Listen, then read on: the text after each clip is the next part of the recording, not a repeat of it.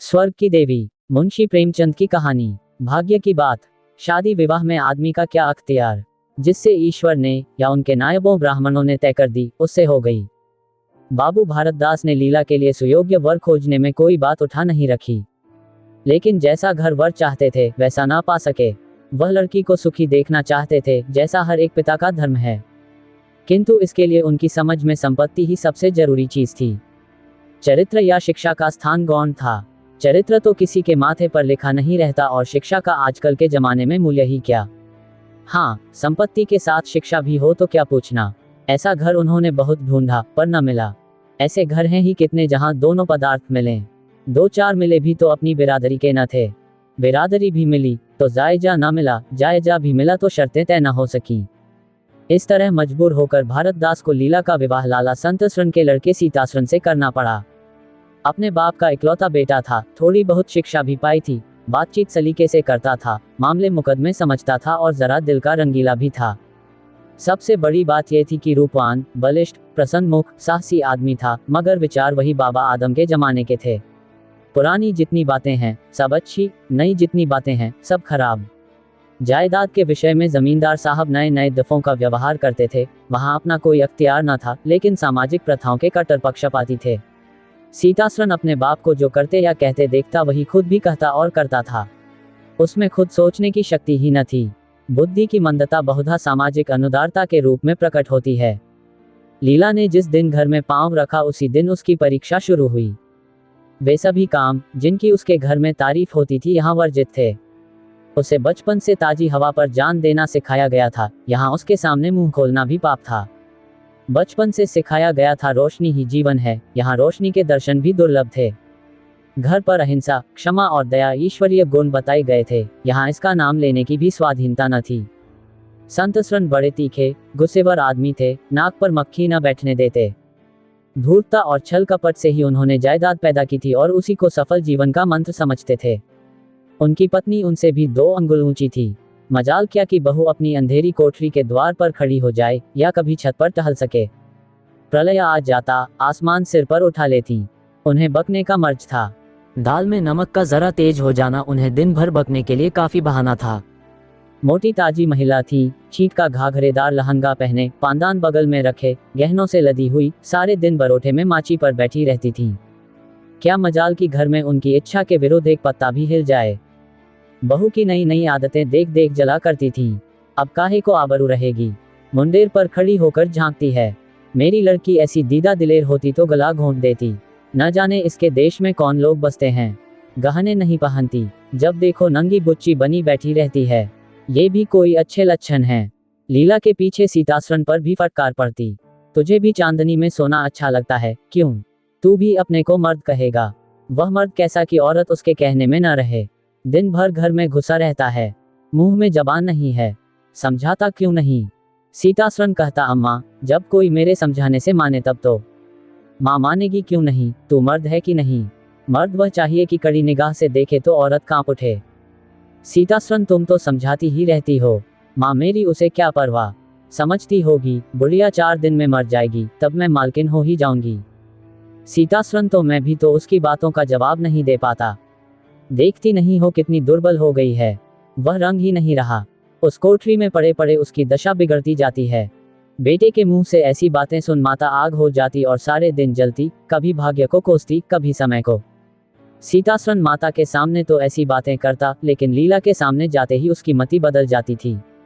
वह वही बातें करता जो लीला को अच्छी लगती, यहाँ तक कि दोनों वृद्धा की हंसी उड़ाते। लीला को इसमें और कोई सुख न था। वह सारे दिन कुर्ती रहती। कभी चूल्हे के सामने न बैठी थी, पर यहाँ पसेरियों आटा थोपना पड़ता, मजूरों और टहलुओं के लिए भी रोटियां पकानी पड़ती। कभी कभी वह चूल्हे के सामने बैठी घंटों रोती। ये बात न थी कि यह लोग कोई महाराज रसोईया न रख सकते हों, पर घर की पुरानी प्रथा यही थी कि बहू खाना पकाए और उस प्रथा को निभाना जरूरी था। सीतासरण को देखकर लीला का संतप्त हृदय एक क्षण के लिए शांत हो जाता था। गर्मी के दिन थे और संध्या का समय। बाहर हवा चलती, भीतर देह फूकती थी। लीला कोठरी में बैठी एक किताब देख रही थी कि सीतासरण ने आकर कहा, यहाँ तो बड़ी गर्मी है, बाहर बैठो। लीला, ये गर्मी उन तानों से अच्छी है जो अभी सुनने पड़ेंगे। सीतासरण, आज अगर बोली तो मैं भी बिगड़ जाऊंगा। लीला, तब तो मेरा घर में रहना भी मुश्किल हो जाएगा। सीतासरण बला से अलग ही रहेंगे। लीला मैं तो मर भी जाऊं तो भी अलग न रहूं। वह जो कुछ कहती सुनती हैं, अपनी समझ से मेरे भले ही के लिए कहती सुनती हैं। उन्हें मुझसे कुछ दुश्मनी थोड़े ही है। हाँ, हमें उनकी बातें अच्छी न लगें, ये दूसरी बात है। उन्होंने खुद वह सब कष्ट झेले हैं जो वह मुझे झेलवाना चाहती हैं। उनके स्वास्थ्य पर उन कष्टों का जरा भी असर नहीं पड़ा। वह इस 65 वर्ष की उम्र में मुझसे कहीं टांटी हैं। फिर उन्हें कैसे मालूम हो कि इन कष्टों से स्वास्थ्य बिगड़ सकता है। सीतासरण ने उसके मुरझाए हुए मुख की ओर करुण नेत्रों से देखकर कहा, तुम्हें इस घर में आकर बहुत दुख सहना पड़ा। ये घर तुम्हारे योग्य न था। तुमने पूर्व जन्म में जरूर कोई पाप किया होगा। लीला ने पति के हाथों से खेलते हुए कहा, यहाँ न आती तो तुम्हारा प्रेम कैसे पाती। 5 साल गुजर गए। लीला 2 बच्चों की माँ हो गई। एक लड़का था, दूसरी लड़की। लड़के का नाम जानकी शरण रखा गया और लड़की का नाम कामिनी। दोनों बच्चे घर को गुलजार किए रहते थे। लड़की दादा से हिली थी, लड़का दादी से। दोनों शौक और शरीर थे। गाली दे बैठना, मुंह चिढ़ा देना तो उनके लिए मामूली बात थी। दिन भर खाते और आए दिन बीमार पड़े रहते। लीला ने खुद सभी कष्ट सह लिए थे, पर बच्चों में बुरी आदतों का पड़ना उसे बहुत बुरा मालूम होता था, किंतु उसकी कौन सुनता था। बच्चों की माता होकर उसकी अब गणना ही न रही थी। जो कुछ थे बच्चे थे, वह कुछ न थी। उसे किसी बच्चे को डांटने का भी अधिकार न था। सास फाड़ खाती थी। सबसे बड़ी आपत्ति ये थी कि उसका स्वास्थ्य अब और भी खराब हो गया था। प्रसव काल में उसे वे भी अत्याचार सहने पड़े जो अज्ञान, मूर्खता और अंधविश्वास ने सौर की रक्षा के लिए गढ़ रखे हैं। उस काल कोठरी में, जहां हवा का गुजर था, न प्रकाश का, न सफाई का, चारों ओर दुर्गंधा और सील और गंदगी भरी हुई थी। उसका कोमल शरीर सूख गया। एक बार जो कसर रह गई थी, वह दूसरी बार पूरी हो गई। चेहरा पीला पड़ गया, आंखें धांस गईं। ऐसा मालूम होता बदन में खून ही नहीं रहा, सूरत ही बदल गई। गर्मियों के दिन थे। एक तरफ आम पके, दूसरी तरफ खरबूजे। इन दोनों फलों की ऐसी अच्छी फसल पहले कभी न हुई थी। अब कि इनमें इतनी मिठास न जाने कहां से आ गई थी कि कितना ही खाओ मन न भरे। संतसरण के इलाके से आम और खरबूजे के टोकरे भरे चले आते थे। सारा घर खूब उछल उछल खाता था। बाबू साहब पुरानी हड्डी के आदमी थे। सवेरे 1 सैकड़े आमों का नाश्ता करते, फिर पसेरी भर खरबूजे चट कर जाते। मालकिन उनसे पीछे रहने वाली न थी। उन्होंने तो एक वक्त का भोजन ही बंद कर दिया। अनाज सड़ने वाली चीज नहीं, आज नहीं कल खर्च हो जाएगा। आम और खरबूजे तो एक दिन भी नहीं ठहर सकते। शुद्धनी थी और क्या। यूं ही हर साल दोनों चीजों की रेल पेल होती थी, पर किसी को कभी कोई शिकायत न होती थी। कभी पेट में गिरानी मालूम हुई तो हड़ की फंकी मार ली। एक दिन बाबू संतसरण के पेट में मीठा मीठा दर्द होने लगा। आपने उसकी परवाह न की, आम खाने बैठ गए। सैकड़ा पूरा करके उठे ही थे कि कय हुई। गिर पड़े। फिर तो तिल तिल पर कय और दस्त होने लगे। हैजा हो गया। शहर के डॉक्टर बुलाए गए, लेकिन उनके आने के पहले ही बाबू साहब चल बसे थे। रोना पीटना मच गया। संध्या होते होते लाश घर से निकली। लोग दाह क्रिया करके आधी रात को लौटे तो मालकिन को भी कय और दस्त हो रहे थे। फिर दौड़ धूप शुरू हुई, लेकिन सूर्य निकलते निकलते वह भी सिधार गई। स्त्री पुरुष जीवन पर्यंत एक दिन के लिए भी अलग न हुए थे। संसार से भी साथ ही साथ गए। सूर्यास्त के समय पति ने प्रस्थान किया, सूर्योदय के समय पत्नी ने। लेकिन मुसीबत का अभी अंत न हुआ था। लीला तो संस्कार की तैयारियों में लगी थी। मकान की सफाई की तरफ किसी ने ध्यान न दिया। तीसरे दिन दोनों बच्चे दादा दादी के लिए रोते रोते बैठके में जा पहुंचे। वहां एक आले पर खरबूजा कटा हुआ पड़ा था। 2-3 कलमी आम भी रखे थे। इन पर मक्खियां भिनक रही थीं। जानकी ने एक तिपाई पर चढ़कर दोनों चीजें उतार लीं और दोनों ने मिलकर खाईं। शाम होते होते दोनों को हैजा हो गया और दोनों माँ बाप को रोता छोड़ चल बसे। घर में अंधेरा हो गया। 3 दिन पहले जहाँ चारों तरफ चहल पहल थी, वहां अब सन्नाटा छाया हुआ था। किसी के रोने की आवाज भी सुनाई न देती थी। रोता ही कौन। ले दे के कुल 2 प्राणी रह गए थे और उन्हें रोने की सुधि न थी। लीला का स्वास्थ्य पहले भी कुछ अच्छा न था, अब तो वह और भी बेजान हो गई। उठने बैठने की शक्ति भी न रही। हरदम खोई सी रहती। न कपड़े लत्तों की सुधि थी, न खाने पीने की। उसे न घर से वास्ता था, न बाहर से। जहां बैठती वहीं बैठी रह जाती। महीनों कपड़े न बदलती, सिर में तेल न डालती। बच्चे ही उसके प्राणों के आधार थे। जब वही न रहे तो मरना और जीना बराबर था। रात दिन यही मनाया करती कि भगवान यहाँ से ले चलो। सुख दुख सब भुगत चुकी, अब सुख की लालसा नहीं है, लेकिन बुलाने से मौत किसी को आई है। सीतासरण भी पहले तो बहुत रोया धोया, यहाँ तक कि घर छोड़कर भाग जाता था। लेकिन ज्यों ज्यों दिन गुजरते थे, बच्चों का शोक उसके दिल से मिटता जाता था। संतान का दुख खर तो कुछ माता ही को होता है। धीरे धीरे उसका जी संभल गया। पहले की भांति मित्रों के साथ हंसी दिल लगी होने लगी। यारों ने और भी चंग पर चढ़ाया। अब घर का मालिक था, जो चाहे कर सकता था। कोई उसका हाथ रोकने वाला न था। सैर सपाटे करने लगा। कहाँ तो लीला को रोते देख उसकी आंखें सजल हो जाती थी, कहाँ अब उसे उदास और शोकमग्न देखकर झुंझला उठता। जिंदगी रोने ही के लिए तो नहीं है। ईश्वर ने लड़के दिए थे, ईश्वर ही ने छीन लिए। क्या लड़कों के पीछे प्राण दे देना होगा। लीला यह बातें सुनकर भौंचक रह जाती। पिता के मुंह से ऐसे शब्द निकल सकते हैं? संसार में ऐसे प्राणी भी हैं। होली के दिन थे। मर्दाने में गाना बजाना हो रहा था। मित्रों की दावत का भी सामान किया गया था। अंदर लीला जमीन पर पड़ी हुई रो रही थी। त्योहारों के दिन उसे रोते ही करते थे। आज बच्चे होते तो अच्छे अच्छे कपड़े पहने कैसे उछलते फिरते, वही न रहे तो कहाँ की तीज और कहाँ का त्योहार। सहसा सीतासरन ने आकर कहा, क्या दिन भर रोती ही रहोगी? जरा कपड़े तो बदल डालो, आदमी बन जाओ। यह क्या तुमने अपनी गद बना रखी है? लीला तुम जाओ अपनी महफिल में बैठो, तुम्हें मेरी क्या फिक्र पड़ी है? सीतासरन, क्या दुनिया में और किसी के लड़के नहीं मरते? तुम्हारे ही सिर यह मुसीबत आई है? लीला, ये बात कौन नहीं जानता, अपना अपना दिल ही तो है, उस पर किसी का बस है? सीतासरन, मेरे साथ भी तो तुम्हारा कुछ कर्तव्य है। लीला ने कुतूहल से पति को देखा, मानो उसका आशय नहीं समझी। फिर मुंह फेर कर रोने लगी। सीतासरन, मैं अब इस मनहूसत का अंत कर देना चाहता हूँ। अगर तुम्हारा अपने दिल पर काबू नहीं है तो मेरा भी अपने दिल पर काबू नहीं है। मैं अब जिंदगी भर मातम नहीं मना सकता। लीला, तुम राग रंग मनाते हो, मैं तुम्हें मना तो नहीं करती। मैं रोती हूँ तो क्यों रोने नहीं देते? सीतासरन, मेरा घर रोने के लिए नहीं है। लीला, अच्छी बात है, तुम्हारे घर में न रोऊंगी। लीला ने देखा, मेरे स्वामी मेरे हाथों से निकले जा रहे हैं।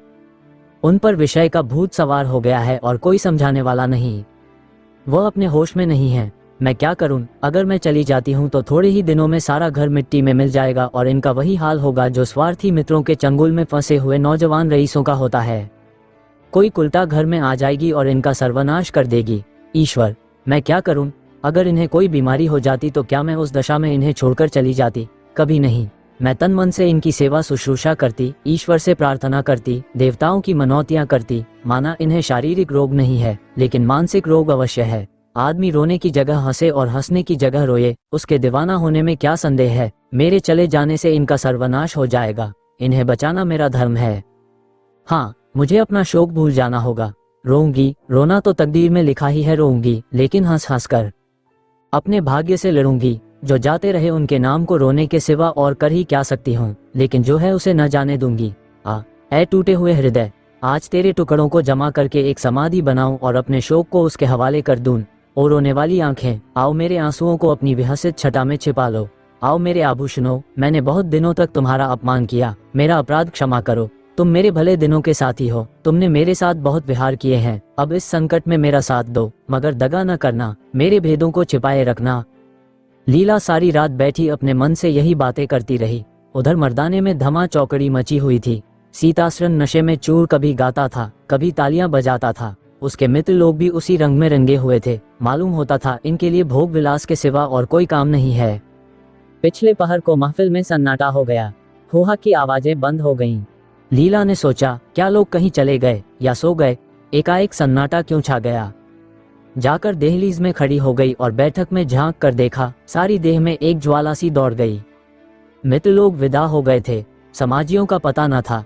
केवल एक रमणी मसनद पर लेटी हुई थी और सीतासरन उसके सामने झुका हुआ उससे बहुत धीरे धीरे बातें कर रहा था। दोनों के चेहरों और आंखों से उनके मन के भाव साफ झलक रहे थे। एक की आंखों में अनुराग था, दूसरी की आंखों में कटाक्ष। एक भोला भाला हृदय एक मायाविनी रमणी के हाथों लुटा जाता था। लीला की संपत्ति को उसकी आंखों के सामने एक छलेनी चुराए लिए जाती थी। लीला को ऐसा क्रोध आया कि इसी समय चलकर इस कुलटा को आड़े हाथों लूं, ऐसा डुकारूं कि वह भी याद करे, खड़े खड़े निकाल दूं। वो पत्नी भाव जो बहुत दिनों से सो रहा था, जाग उठा और उसे विकल करने लगा। पर उसने जबत किया। वेग से दौड़ती हुई तृष्णाएं अकस्मात न रोकी जा सकती थीं। वो उल्टे पांव भीतर लौट आई और मन को शांत करके सोचने लगी, वह रूप रंग में, हाव भाव में, निखे तिल्ले में उस दुष्टा की बराबरी नहीं कर सकती। बिल्कुल चांद का टुकड़ा है, अंग अंग में स्फूर्ति भरी हुई है, पो पो में मत झलक रहा है। उसकी आंखों में कितनी तृष्णा है, तृष्णा नहीं बल्कि ज्वाला। लीला उसी वक्त आईने के सामने गई। आज कई महीनों के बाद उसने आईने में अपनी सूरत देखी। उसके मुख से एक आह निकल गई। शोक ने उसकी काया पलट कर दी थी। उस रमणी के सामने वो ऐसी लगती थी जैसे गुलाब के सामने जूही का फूल। सीतासरन का खुमार शाम को टूटा। आंखें खुली तो सामने लीला को खड़ी मुस्कुराते देखा। उसकी अनोखी छवि आंखों में समा गई। ऐसे खुश हुए मानो बहुत दिनों के वियोग के बाद उससे भेंट हुई हो। उसे क्या मालूम था कि यह रूप भरने के लिए लीला ने कितने आंसू बहाए हैं, केशों में ये फूल गूंथने के पहले आंखों से कितने मोती पिरोए हैं। उन्होंने एक नवीन प्रेमोत्साह से उठकर उसे गले लगा लिया और मुस्कुराकर बोले, आज तो तुमने बड़े बड़े शस्त्र सजा रखे हैं, कहाँ भागूं? लीला ने अपने हृदय की ओर उंगली दिखाकर कहा, यहाँ आ बैठो, बहुत भागे फिरते हो, अब तुम्हें बांध कर रखूंगी। बाग की बहार का आनंद तो उठा चुके, अब इस अंधेरी कोठरी को भी देख लो। सीतासरन ने लज्जित होकर कहा, उसे अंधेरी कोठरी मत कहो लीला, वह प्रेम का मानसरोवर है। इतने में बाहर से किसी मित्र के आने की खबर आई। सीतासरन चलने लगे तो लीला ने उनका हाथ पकड़कर कहा, मैं न जाने दूंगी।